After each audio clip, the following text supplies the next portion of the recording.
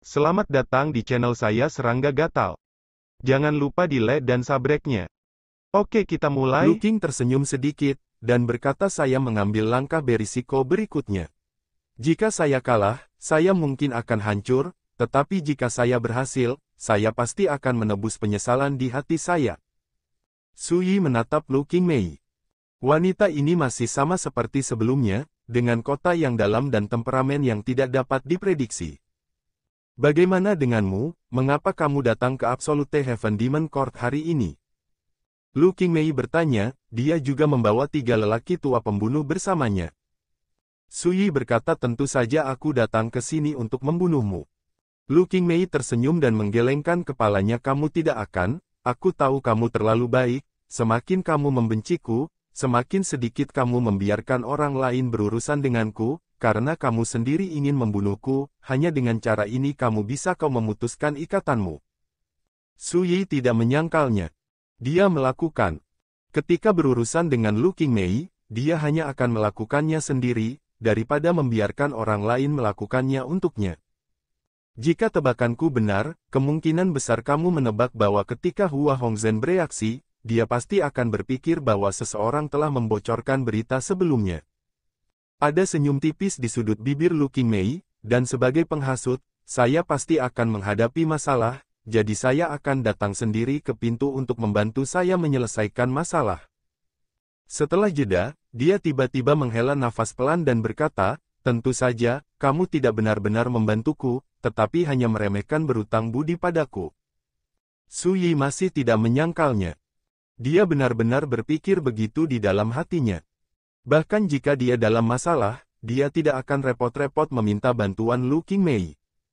Namun, pemikiran Lu King Mei jelas terlalu sederhana.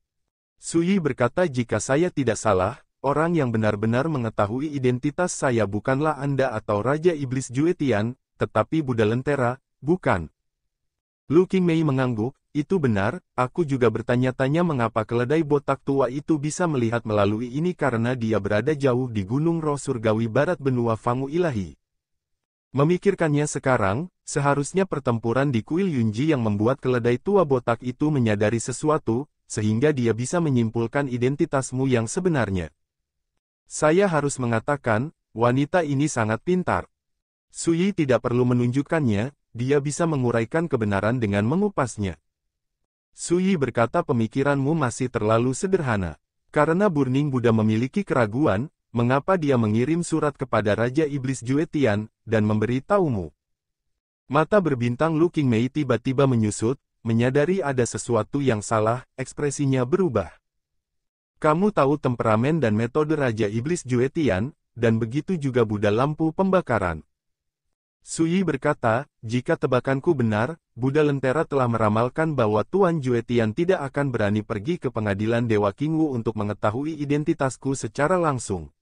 Dia juga tahu bahwa Tuan Juetian dapat menghubungi Hua Hongzhen. Jika tidak ada kecelakaan, dia bahkan dapat menyimpulkan bahwa ketika Hua Hongzhen mengetahui bahwa saya tidak aktif di pengadilan Ilahi Qingwu, dia tidak akan berani bertindak gegabah, tetapi akan memilih untuk berpura-pura tidak tahu, dan pertama-tama menstabilkan saya di pengadilan Ilahi Qingwu setelah menyiapkan rencana yang sempurna di masa depan, datanglah padaku lagi. Mendengar ini, Lu King Mei sepertinya akhirnya mengerti, wajahnya yang cantik berubah, dan dia berkata, tapi jelas, aku membocorkan beritanya terlebih dahulu, tidak hanya untuk mengungkap identitasmu, tetapi juga untuk membiarkan Dim Buddha menyimpulkan bahwa aku yang membocorkan rahasianya. Segera, Lu King Mei bingung dan berkata, tapi mengapa dia melakukan tes seperti itu? Alih-alih menakuti ular, mengapa dia tidak mempersiapkan pembunuhan terlebih dahulu, dan memberimu pukulan fatal ketika kamu tidak siap? Su Yi berkata dengan ringan, bagaimana jika seseorang membocorkan rahasianya terlebih dahulu? Tubuh halus Lu King Mei membeku, dan dia segera mengerti. Jika seseorang membocorkan rahasia sebelumnya, tidak peduli seberapa teliti rencana pembunuhan yang disiapkan oleh Buddha Lentera, pasti akan sulit untuk berhasil. Dengan kata lain, rencana lantaran Buddha kali ini bukan ditujukan pada Su Yi, tapi pada pembocor. Keledai botak tua ini, kenapa dia tiba-tiba mulai curiga akan ada pembocor? Mungkinkah Dia sudah lama mengincarku. Lu Qingmei jelas terkejut dan tidak bisa tenang. Mungkin ada hubungannya denganmu, tapi juga ada hubungannya dengan leluhur iblis Rahu.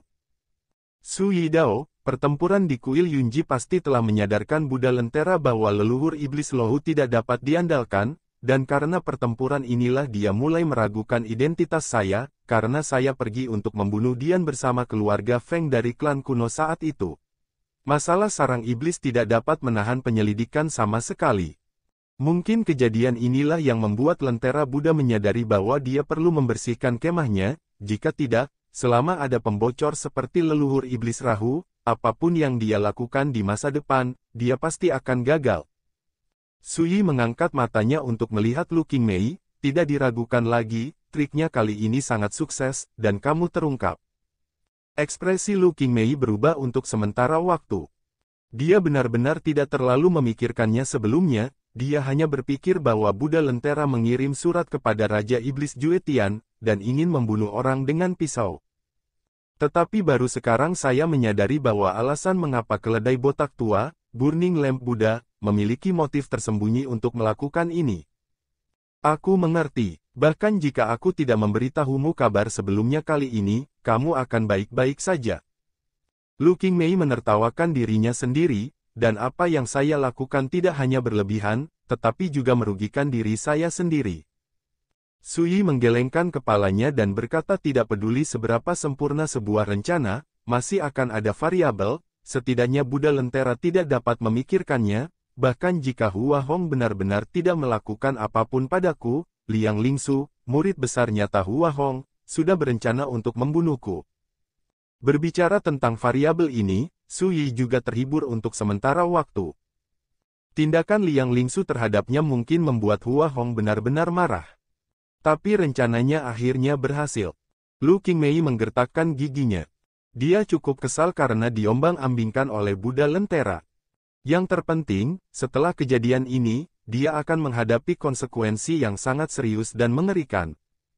Segera, dia sepertinya menyadari sesuatu, mata bintangnya berbinar, dan berkata dengan ragu-ragu tujuan kedatanganmu ke sini kali ini adalah untuk mengingatkanku agar berhati-hati terhadap Buddha Dimeng. Suyi berkata dengan nada tenang tidak, aku ingin dia lebih curiga bahwa kamu tidak mencintaiku, dan kamu adalah pengkhianat di kamp mereka. Lu Qingmei. Suyi mengambil kendi dan menyesapnya, kamu juga bisa menganggapnya sebagai balas dendam dariku. Mulai sekarang, kamu mungkin tidak akan hancur, tapi tidak peduli tuanmu atau orang lain, mereka pasti akan menganggapmu sebagai musuh. Wajah giok Lu Qingmei berubah untuk sementara waktu. Tetapi pada akhirnya, dia tersenyum dan berkata tidak peduli apa, Anda membawa seseorang ke sini hari ini, yang setara dengan menyelamatkan saya sekali. Terlepas dari apakah Anda tidak ingin berutang budi kepada saya, atau sengaja ingin merusak reputasi saya masih merasa sangat sedih. Bahagia. Suyi sedikit mengernyit.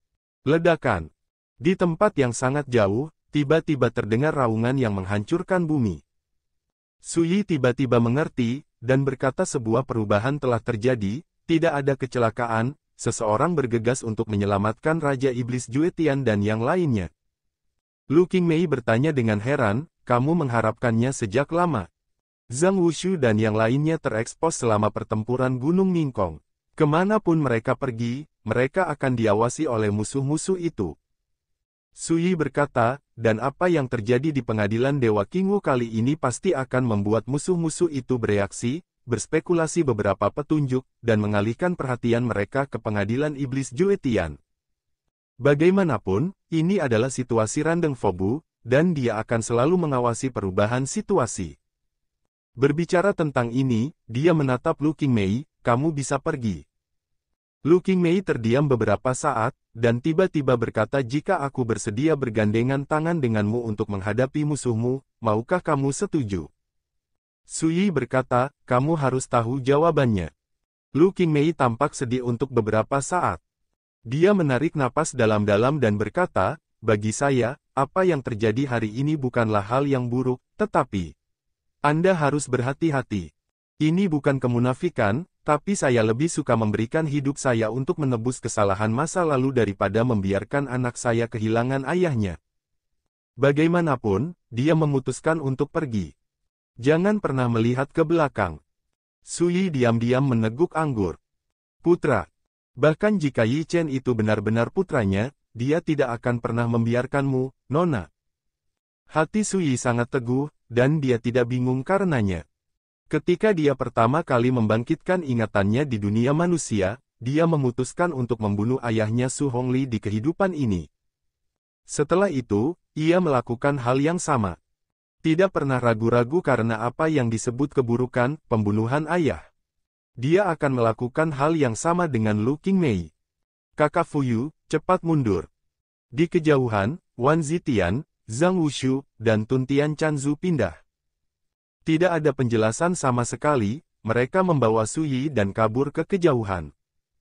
Tidak lama setelah mereka pergi, sekelompok sosok yang mengancam dan menakutkan muncul.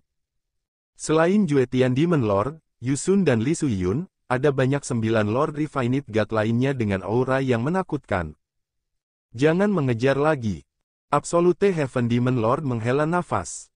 Yang lain tidak keberatan. Sebagai makhluk dengan level yang sama, mereka semua tahu bahwa dengan kekuatan mereka, tidak mungkin memusnahkan Wan Zitian dan yang lainnya. 9 dewa-dewa pemurnian, kecuali jika ada perubahan fatal yang tiba-tiba. Kalau tidak, hampir tidak mungkin untuk membunuh.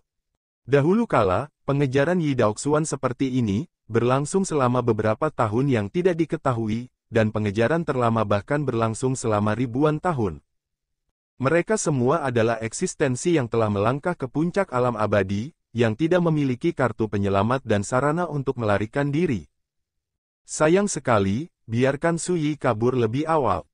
Seseorang menyesal berbicara. Oke, jika Su Yi ada di sini, aku tidak tahu perubahan apa yang akan terjadi. Beberapa orang tidak peduli. Rekan Taois Yusun, apa yang terjadi hari ini sudah cukup untuk membuktikan bahwa kakak perempuanmu Lu Qingmei adalah seorang pengkhianat. Kamu harus melaporkan masalah ini kepada tuanmu secepat mungkin. Seseorang mengingatkan.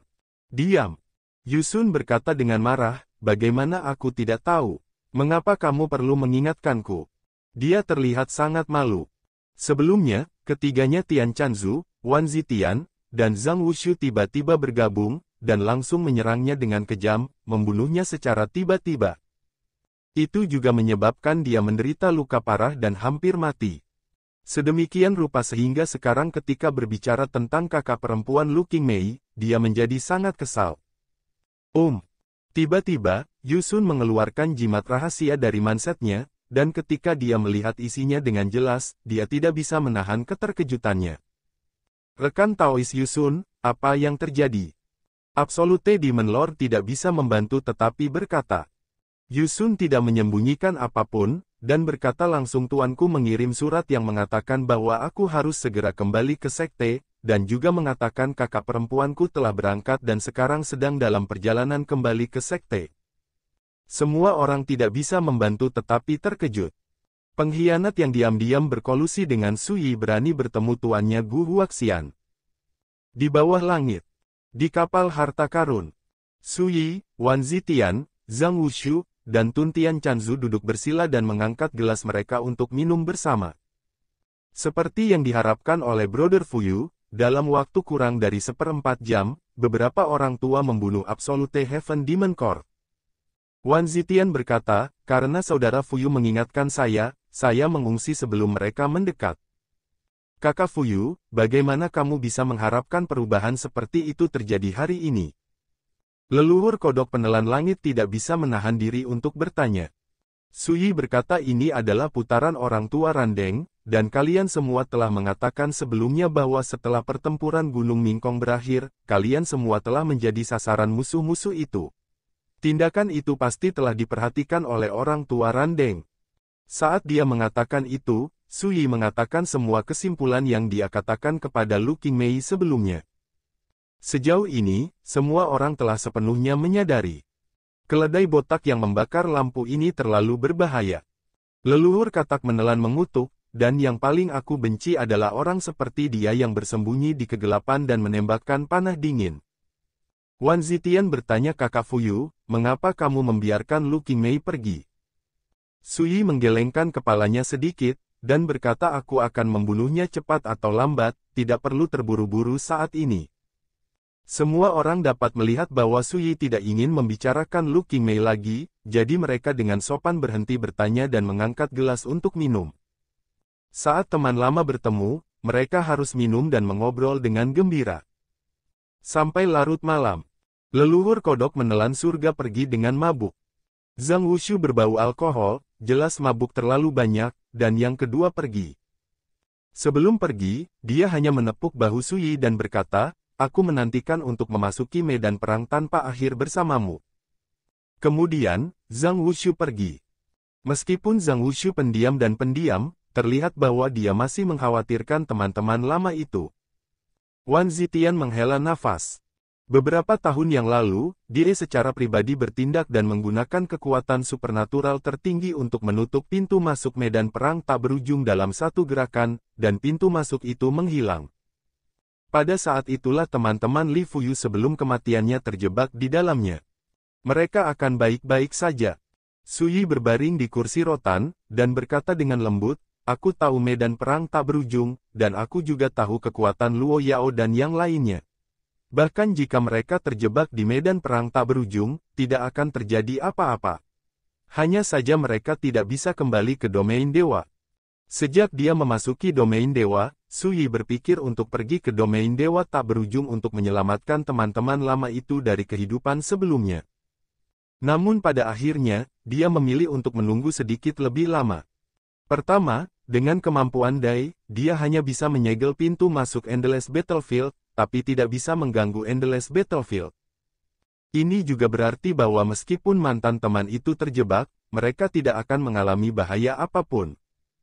Kedua, Sui tahu bahwa selama dia pergi ke sana sendirian, tidak ada bedanya dengan menjebak dirinya sendiri. Musuh-musuh yang dipimpin oleh dia ditakdirkan untuk memasang jaring di pintu masuk medan perang tak berujung untuk mencegat dan membunuhnya. Dalam keadaan seperti itu, satu-satunya hal yang dapat dilakukan Sui adalah menenangkan diri dan meningkatkan kekuatannya sendiri secepat mungkin. Jika Anda tidak memiliki kekuatan yang cukup untuk melawan musuh-musuh besar itu, apapun yang Anda lakukan, pasti akan sulit untuk dicapai. Wan Zitian bersandar di sisi kapal dan bertanya King Wu Senting, kamu tidak bisa tinggal lebih lama lagi, apa rencanamu selanjutnya? Sui merenung dan berkata menurut rencanaku, aku berencana untuk tetap tidak aktif di pengadilan Dewa King Wu untuk sementara waktu, tapi sekarang sepertinya aku hanya bisa mengubah strategiku. Setelah jeda, dia berkata, selanjutnya, saya berencana untuk meningkatkan kekuatan saya secepat mungkin. Wan Zitian mengangguk dan berkata memang, jika kamu memiliki kekuatan tempur di puncakmu, tidak ada musuh hari ini yang akan bertahan. Sui tersenyum, tidak peduli seberapa kuat saya di kehidupan saya sebelumnya, saya masih kalah dari musuh-musuh besar itu pada akhirnya, tetapi dalam kehidupan ini itu berbeda. Wan Zitian mengangkat semangatnya dan berkata, kita semua menantikan hari ini. Orang-orang tua ini semua tahu bahwa Sui dalam kehidupan ini telah menguasai urutan reinkarnasi dan api zaman. Kekuatan semacam ini pasti memiliki harapan untuk menjungkirbalikkan pola domain dewa di masa depan, dan merobohkan musuh-musuh besar itu satu persatu ke jurang tak berujung. Jangan bicarakan ini, lalu ikuti apa yang kamu katakan, ayo pergi ke reruntuhan Taisi. Mata Sui menunjukkan antisipasi, ketika saya pergi ke sana, saya ingin memverifikasi berapa banyak keberuntungan Taisi Dao yang dapat saya kumpulkan dengan kekuatan supernatural Dao yang telah saya padatkan dalam hidup ini. Reruntuhan Taisi, salah satu dari 5 peninggalan primitif yang diketahui semua orang di Senyu. Di antara 5 peninggalan primitif, ada satu di masing-masing dari 4 benua dewa utama domain dewa, tetapi reruntuhan Tai terletak di wilayah benua ilahi dunia tengah, yang telah lama direduksi menjadi reruntuhan kehidupan. Dikatakan bahwa kelima relik besar ini semuanya lahir dari awal domain dewa dan bertahan hingga hari ini. Reruntuhan Taisi terletak di wilayah benua vulkan selatan. Di reruntuhan kuno dan primitif ini, terdapat banyak tempat terlarang yang misterius dan tidak diketahui, serta peluang dan kekayaan kuno yang tak terhitung jumlahnya. Di antaranya, yang paling terkenal adalah zona terlarang Qingtian, yang terletak di reruntuhan Taixi. Di area terbatas Qingtian, ada kota raksasa kuno yang menggantung di langit setinggi 90.000 kaki, yang disebut Ibu Kota Surgawi. Di Tiandu Shenceng, ada Gunung Tao yang dimasukkan ke kedalaman langit, yang disebut Qingtian. Jalannya seperti langit biru, saya tidak bisa melakukannya sendiri. Inilah asal mula nama Qingtian Senshan di kota kuno Tiandu. Di Gunung Ilahi Qingtian, Anda bisa mendapatkan keberuntungan Taixi Dao. Ini adalah semacam keberuntungan bawaan yang lahir pada periode primitif domain dewa, yang tidak dapat dipenuhi. Jika Anda bisa mendapatkannya, itu akan cukup untuk membuat hukum Dao Anda menyadari transformasi yang cepat. Selain itu, Anda juga bisa mendapatkan berkah keberuntungan besar yang manfaatnya tak terhingga bagi para dewa untuk menerobos malapetaka. Kekuatan semacam ini pasti bisa disebut anugerah unik di surga. Itu jauh dari sebanding dengan harta langka di dunia. Bagaimanapun, ini adalah cara keberuntungan tertua dan paling primitif. Jika menyangkut keberuntungan, itu sering kali mengubah nasib dan membalikkan keberuntungan seseorang. Belum lagi dewa biasa, bahkan tokoh setingkat dewa tidak bisa tidak tergerak oleh daoki semacam ini. Tetapi, dalam kehidupan dewa, hanya ada satu kesempatan untuk mendaki Qingtian Senshan dan mendapatkan keberuntungan dari Taixi. Selain itu, hanya dewa yang memadatkan kekuatan gaib Dao yang memenuhi syarat untuk mendaki Gunung Qingtian. Semakin kuat kekuatan magis Dao, semakin tinggi Anda bisa mendaki Gunung Qingtian, dan semakin banyak keberuntungan Taixi yang akan Anda dapatkan. Perlu disebutkan bahwa peringkat daftar emas kekuatan supernatural yang diakui oleh dunia domain dewa dibagi menurut hasil pendakian Qingtian Senshan. Di kehidupan sebelumnya, apakah itu Yi Daoxuan atau Li Fuyu, mereka berdua pergi ke kota Tiandu di reruntuhan Taixi, dan pergi ke Gunung Qingtian yang menembus langit. Selain itu, mereka semua telah mencapai puncak gunung, dan bahkan kekuatan supernatural jalanan mereka yang kental menempati peringkat pertama dalam daftar emas kekuatan supernatural. Pada awalnya, Yi Daoxuan naik ke puncak dengan mengandalkan kekuatan supernatural dari perjalanan membalikkan langit dan bumi, Dao, dan keberuntungan Taixi Dao, yang diciumnya memungkinkannya untuk menerobos dari dewa di alam ekstrim ke alam ekstrim. Penyempurnaan agung di alam penciptaan hanya dalam waktu 30 tahun. Kecepatan terobosan Li Fuyu bahkan lebih cepat. Dia naik ke puncak dengan kekuatan supernatural, hidup terapung seperti mimpi. Melangkah ke alam abadi dan menjadi Master Pedang Lingsu yang terkenal di dunia. Tentu saja, ini hanya jangka waktu untuk menerobos alam, dan tidak mewakili kekuatan sebenarnya dari Yi Daoxuan dan Li Fuyu. Dari sini, kita bisa melihat betapa luar biasanya anugerah keberuntungan Taixi Dao. Pengalaman kehidupan sebelumnya secara alami membuat Su Yiyuan mengerti betapa ajaibnya keberuntungan Taixi Dao, lebih baik dari yang lain. Sekarang, Taoismenya telah mencapai tahap akhir dari penciptaan ekstrim, meskipun dia masih jauh dari tahap Dzogchen. Tetapi dia berpikir bahwa jika dia bisa mendaki Gunung Qingtian, dia akan dapat mencapai perubahan yang cepat dalam kultivasinya. Oke, ayo jalan-jalan. Wan Zitian juga menantikannya. Dapat dikatakan bahwa ini adalah kesempatan terakhir untuk pergi ke reruntuhan Taixi sebelum zaman kegelapan mitologi, dan itu tidak boleh dilewatkan. Reruntuhan Taixi hanya akan muncul setiap 1000 tahun sekali. Dan di bulan lain, itu akan menjadi waktu pembukaan reruntuhan Taixi setiap 1000 tahun sekali. Di reruntuhan Taixi, selain area terlarang Qingtian, ada area tabu misterius lainnya. Wan Zitian mengundang Su Yi untuk pergi kali ini karena keberuntungan dari salah satu area terlarang. Sebelumnya, dia juga mengundang Zhang Wushu dan Tuntian Chanzu untuk pergi, namun sayangnya keduanya tidak terlalu tertarik dan tidak berencana untuk pergi. Oleh karena itu, hanya dia dan Su Yi yang tersisa untuk berjalan bersama. Menurut apa yang kamu katakan, setelah munculnya reruntuhan Taixi kali ini, itu pasti akan memicu para dewa dari seluruh dunia untuk pergi. Su Yi berpikir, lagi pula, semua orang tahu bahwa ini adalah satu-satunya kesempatan untuk pergi ke reruntuhan Taixi sebelum zaman kegelapan mitologi datang. Mendengar ini, kelopak mata Wan Zitian berkedut, kakak Fuyu curiga musuh besar itu juga akan pergi. Itu bukan kecurigaan, tapi keyakinan mutlak bahwa meskipun mereka tidak pergi sendiri, mereka pasti akan mengirim seseorang untuk pergi. Su Yi menyesap anggur dan berkata, namun, saya tidak khawatir tentang apapun. Meskipun reruntuhan Taixi berbahaya dan tidak dapat diprediksi, bagi saya, ini lebih aman daripada di luar. Ada cara untuk menyelesaikannya satu persatu. Begitu dia mengatakan ini, dia tiba-tiba terkejut, dan mengeluarkan jimat rahasia dari lengan bajunya. Sebuah surat muncul di jimat rahasia, dan itu dari Zhong Xinlan. Namun, setelah membaca isi surat itu, Su Yi tidak bisa menahan cemberut. Zhong Xinlan mengatakan dalam surat itu bahwa dalam 7 hari, dia akan menikahi Sun Zhangyun, penerus inti Donghua Jianghe. Pada saat itu, pejabat Donghua Jianghe akan pergi ke keluarga Zhong dari klan kuno untuk menyambut kerabat dan teman mereka bersama Sun Zhangyun. Dan Zhong Xinlan berharap Su Yi bisa pergi ke pertemuan itu dan berpartisipasi dalam upacara pernikahannya.